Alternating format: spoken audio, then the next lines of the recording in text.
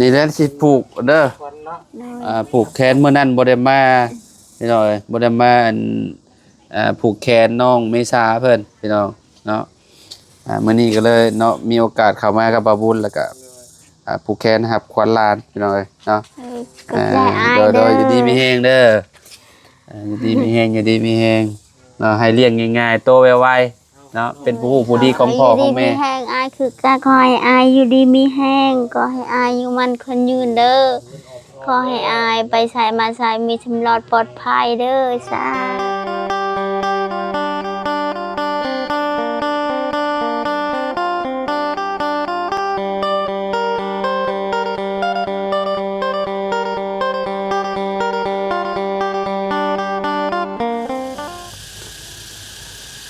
พี่น้องเนาะเปิดภาพมา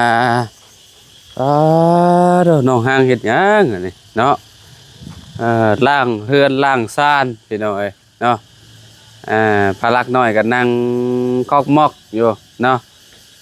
คนน้อยอยู่ไสเด้บาดนี้เนาะคนน้อยนอนบ่เนาะพี่น้องก่อนอื่นก็กราบสบายดีและสวัสดีเนาะปาเด้อเบิ่งลูก2คนเลยนี่เนาะบายดีเด้อน้องเด้อโอ้ยเบิ่งพาลักน้อยแน่แล้วก็ล่างอันนี้ไปน้ำพี่น้อยล่างเฮือนล่างซ่านน้องเมษาเนาะซื้อลูกอันน้องห้างจ้าสวัสดีครับสวัสดีครับสวัสดีครับพี่น้องเนาะได้เนาะน้องห้างพี่น้องฝนตกเมื่อวานนี่คักเลยนี่เนาะเปียกบ่เลยพี่น้องต้นไม้ใบหญ้าเขียวคักเนาะลูกเจ้ากินนมเจ้าเองบ่หรือว่าบ่ได้กินนมเจ้า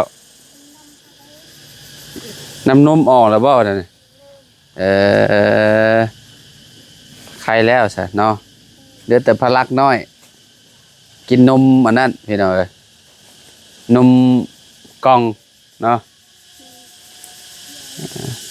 เจืองอันตัดลำมันสิไปปลูกบ่อยู่ข้างหน้าน่ะมีคนเพิ่นเสียชีวิตพี่น้องเนาะเฒ่าปานใดน่ะห่างคนเฒ่าบ่คนเฒ่าเลยเนาะเนาะขออนุญาตเนี่ยเนาะเดี๋ยวไปนั่งดมกันอีกหน่อยเนาะพารักกันนั่งข้องมอกเดี๋ยวไปหน่อยเนาะเลี้ยงลูกเอาขี่มีหมอแต้มไปคนหรือเปล่าคนน้อยคนตายเนี่ยฮะใช่นั่นแต้มใช่แต้มนี้แต้มจะดังคนตายคือคนเสียชีวิตแล้วสิแต้มมานี่ให้เนาะพลักกระแต้มให้แต้มให้อันเป็นอันทันเปาบุญจิตเลยทันเปาบุญจิตทันเปาบุญจิตน้อย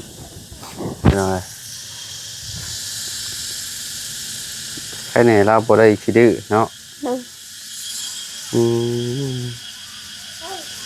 นั่นคือเราหายอยู่ป่ะบ่แล้วน้องเมษาเลยผูกแขนเมื่อนั่นบ่ได้มาพี่น้องบ่ได้มาผูกน้องเพิ่นเนาะคนกระลายเติบอยู่เนาะผูกแขนหักควันเนาะผูกแขนแม่กับลูกกันแหละพี่น้องออกแต่กล้ามเนาะ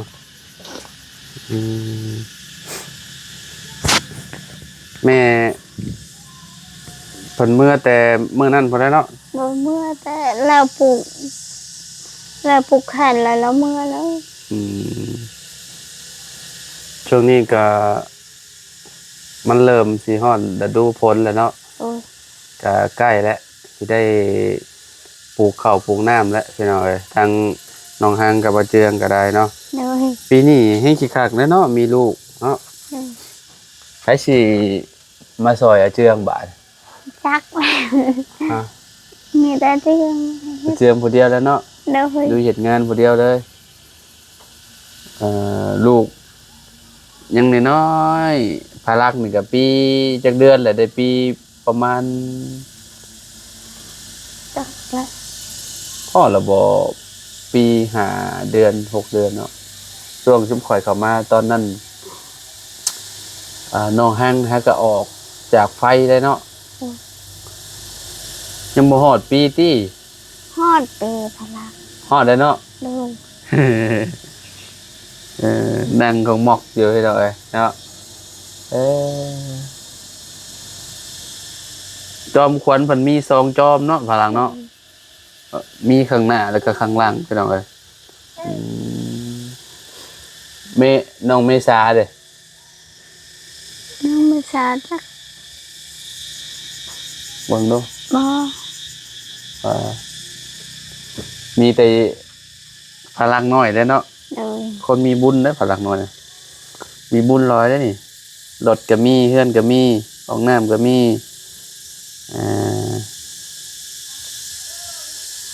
บ่ดื้อปานใดมื้อนี้เนาะมื้อนี้คือฮู้ความแต่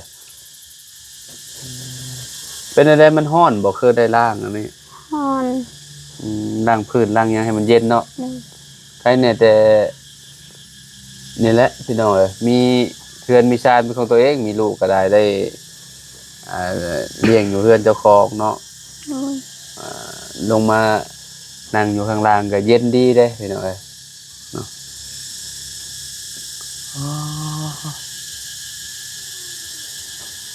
ฝนตกเมื่อวานนี่ลมแห้งนะ แห้งลง บ่ยันมันเปิดหลังคาบ่ โดย ให้ในเรือนจะมีต้นไม้เนาะ โดย ต้นไม้บังไว้พี่น้องเอ้ยเนาะก็ถือว่าแบบปลอดภัยอยู่ถ้าต้นไม้อยู่ใกล้เฮือนหลายก็บ่ดีอีกอันนี้อยู่ห่างอยู่พี่น้องก็ได้มันล่มมันหยังก็บ่ฮอดเฮือนน้องห้างดอกเนาะห้างเนาะ โดย แถวนี้มีแต่ต้นไม้ใบหญ้าอ้อมไว้เนาะต้นกล้วยต้นประดู่พี่น้องเอ้ยเนาะทางหลัง ยุง บ้าน ลายเลย ฮะ ยุงลาย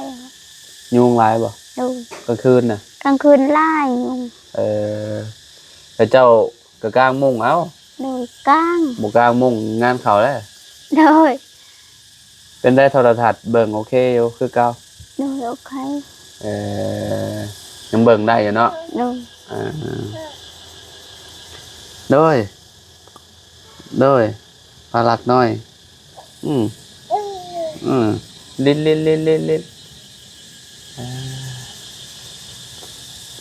ไปเจิงไปผู้บ่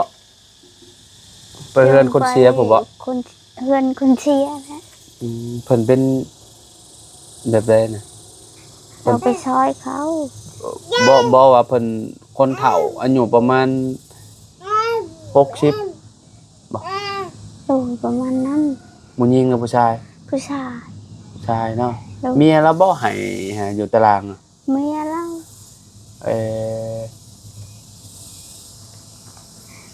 ก็คือแบบพบคนเสียอยู่นี่เพิ่นเอาลงเลยบ่ เราชักแล้ว อ๋อคือมันก็คือกันตี้กับมันฮีตเจ้าอันอยู่บ้านเจ้า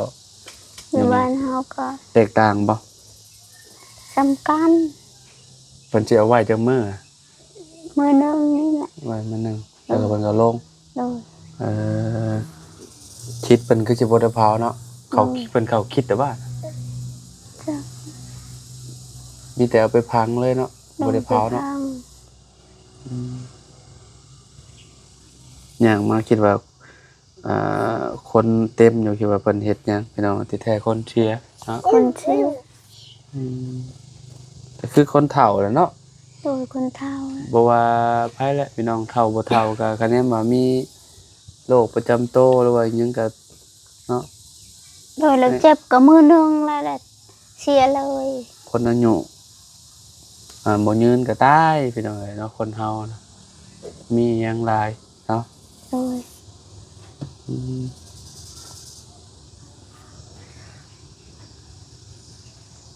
มีหยังแหน่อันที่ว่าอันผูกแขนนับคนมีไก่มีหยังครับบ่ โดยไก่มีแต่ไก่ ไก่ โดยไก่แล้วก็นม เออปู่แม่ย่าก็มาบ่ โดยแล้วมา มาคือกันผูกแขนนั้นหับคนลานเนาะ โดย อืมพลักน้อยก็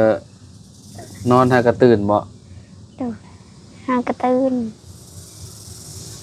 ปลาลัก ไปนั่งน้ำเมย์ดูมีหยังกัดนี่ยุงกัดได้นี่ นุ่งกัด โอ้ยุงกัดน่ะ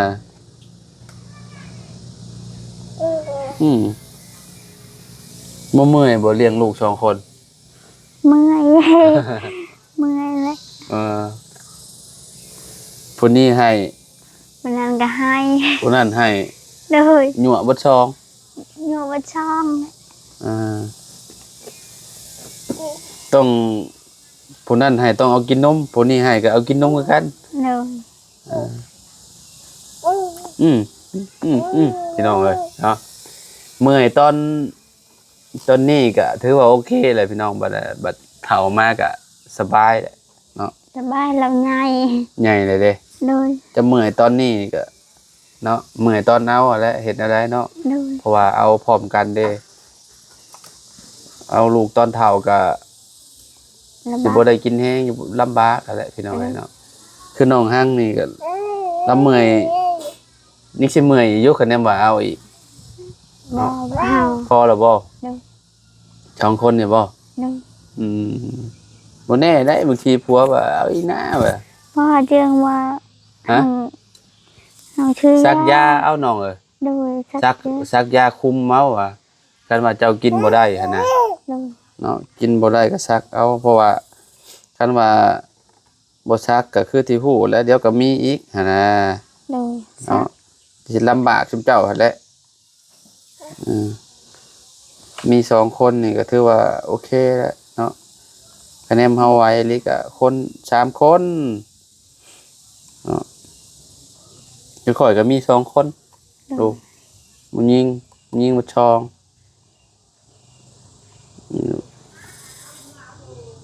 ทางเบิ่งอนาคตแล้วว่าจะ มีคนที่3โอ้คือสิยากพี่น้องเอ้ยเนาะมันอายุเฮาก็หลายแหละ30ปลายเลยมาเลี้ยงลูกอีกโอ้ยถ้ามีก็มีช่วงประมาณ27 26 27นี่ก็โอเคเลยกำลังดีสำนั้นน่ะ โดย ถ้ามีตอนอายุ30กว่าขึ้นไปหรือ40เฮาผัด บ่ได้อยู่เลี้ยงเพิ่นน่ะนะ โดย มันโดดจากยากพี่น้องเอ้ยเนาะอืมเจ้าอายุเท่าไรก็ห่างตอนนี้20บ่ ทักแล้ว เบิ่งน่ะสิประมาณวัง20เนาะบ่ว่า20ก็19บ่ โดย ประมาณนั้นเนาะ ขอน้อยรับแล้ว นี่ห่างนี่ อ่านอนกองก้นเลยมันจะนอนเอาไปนอนดีๆกะยะนอนหละนอนนอนเอานมมาเพิ่นกินนม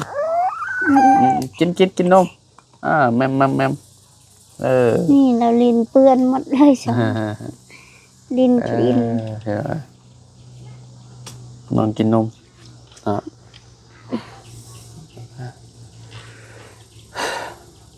ลูกยังน้อยเนาะคันว่าผัวบ่ได้เฮ็ดเวียกก็ซอยเอาเนาะซอยกันจะน้อยอาเจืองเฮ็ดไปเฮ็ดอันปลูกข้าวอันนั้นให้เราจูดแล้วเรียบร้อยไปเลยเนาะ โอ้ยจุดแล้วจุดเมื่อวานนี่เราจุด เอาเมื่อวานนี่บ่จูด โดย แล้ แล้วเราจุดแล้วคุณตกเลย ฝนตกใส่เลยเนาะ โดย ก็ไหม้เบิดอยู่แล้วว่า ใบไม้วัด อืม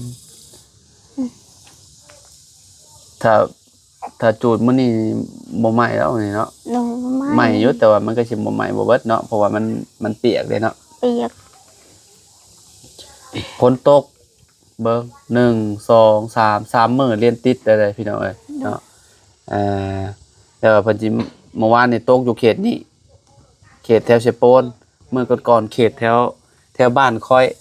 โดย เมื่อก่อนเราล่าง เฮาล่าง แม่กำลังสิผูกแขนน้องเมษาอยู่นอนจมุ้ยอยู่พี่น้องเว้ย ตั้งแต่มื้อนั่นบ่แล้วมื้อที่เราอันอยู่ไฟพุทธมานอน อยากนอน เตียง2 คน เก่งอันนี้เนาะ แป๊บเดียวเนาะโอ้ยพี่น้องเว้ยที่บอกมันยากบ่ได้ยากเลยเนาะมีลูกเลยเนาะแป๊บเดียวเนาะเพราะคือว่าเมื่อแล้วเราอุ้มท้องเนาะ แม่ เฮาบ่ได้อุ้มเนาะบ่โดน คนอุ้มพูนโดน เราตื่นแล้วเจ้าแม่เราตื่นน่ะเด้รู้สึกว่าเราดำได้วนี่พลักตอนแรกๆเราบ่ได้ดำคือว่าแล้วเราตากแดด ทักแดดแล้วมา ตะ ไป กี้ขาว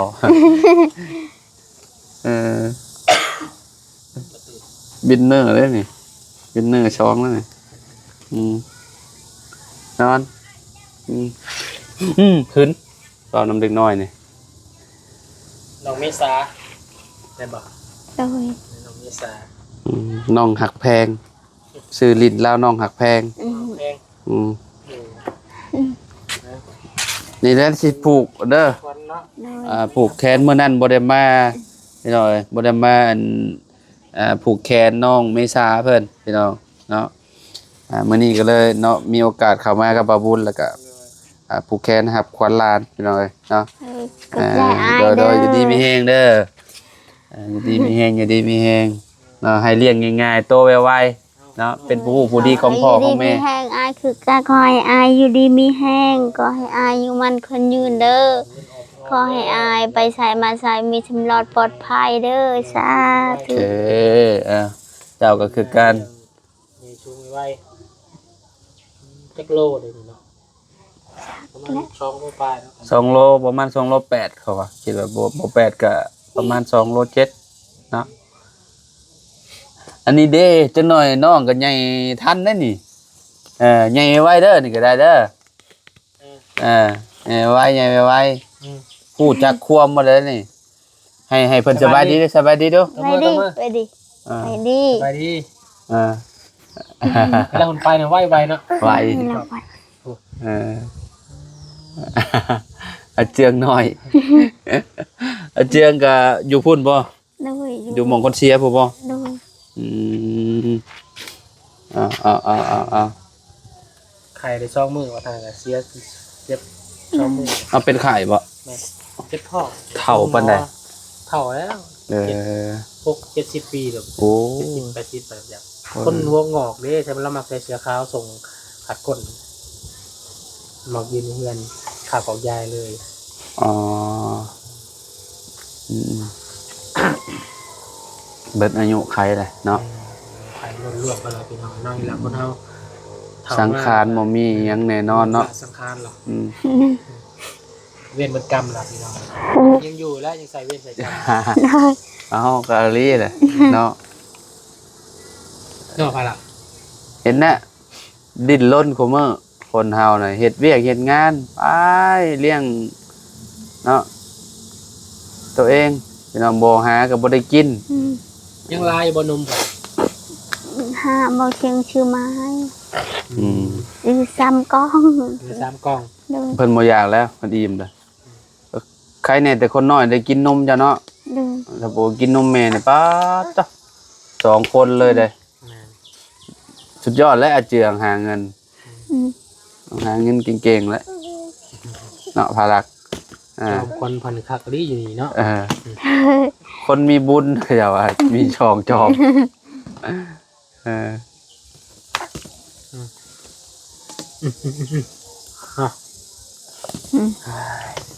ไปเลยไอ้ไปหากินข้าวกินน้ำก็ได้ฮันเด้อ สวัสดี อยู่ดีไม่แห้งอยู่ดีไม่แห้งเนาะบ๊ายบายบ๊ายบายบ๊ายบาย บ๊ายบายบ๊ายบาย ตายละ บาย อ่ะขอไม้หน่อยน้องพี่น้องเอ้ยเนาะไป ทางได้ โอเคอยู่ดีมีแห้งพี่น้องขอบคุณหลายๆเด้อที่ติดตามมื้อนี้ก็มานี่แหละปลูกแขนน้องเมษาเพิ่นยอดลังพี่น้องเอ้ยเนาะขอบคุณเบัดสุขูทุกคนขอบคุณผู้ใหญ่ใจดีเนาะที่มารับชมคลิปเนาะเอาสำหรับคลิปนี้เนาะไปแล้วพอกันใหม่พี่น้องสบายดี